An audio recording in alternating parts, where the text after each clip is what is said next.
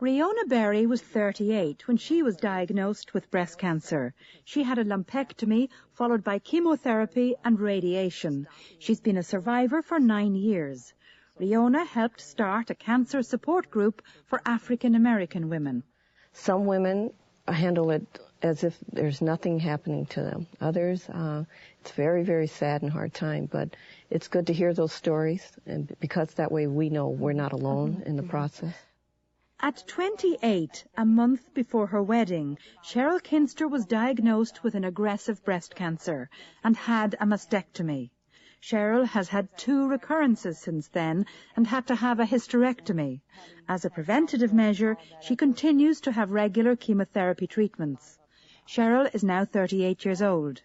I think of myself as somebody that's in remission, and I also feel like ultimately we don't have control over what's going to happen to us, so I don't sit and worry about what may happen tomorrow. I just kind of take one day at a time. I mean, I went forth and have adopted 2 children, and I've always tried to look forward and always have that hope. But is it something, do you think of yourself as cancer-free, as a survivor, or what?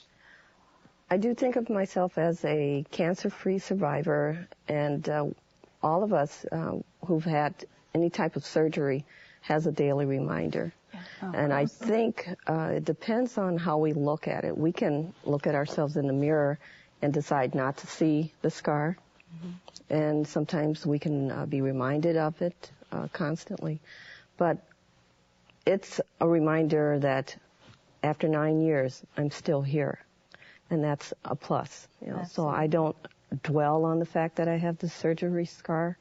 In fact, I kind of think, thank God it's there, you know. That's how I feel about mine. Well, did you ever feel that there was, you know, any information that you would not want, or did you always want to know everything? I wanted to know everything. Me too. Yeah, it helped me through the process.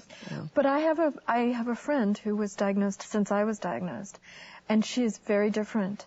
She really wants to put it in her doctor's hands and have him make a lot of decisions, and that's her healing path. And I do think it's okay to make that choice as well, and to say, gee, I'm trying to deal with all the emotional things. I want someone else to deal with the science and the medicine and all of that. And I think some women feel more comfortable that way. Oh, sure. Yeah. For somebody who is newly diagnosed with breast cancer, is there something that you would say to them today? I think it's a great help to talk to someone who also has been through this experience. Right. It's just a calming feeling, and helps you, makes you feel better. I think also it helps to go to the doctor with someone that will help you listen, help you understand, because when the doctor is talking, we only hear about half of what they're saying. And so consequently, there are a lot of questions and answers that we might have not heard.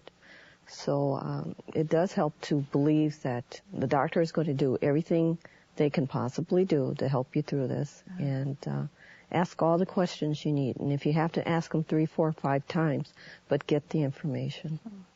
I would say take a deep breath and just gather your strength, and you will get through it. If it's new, you're probably feeling very devastated, but it does start to get better. You do start to build your confidence.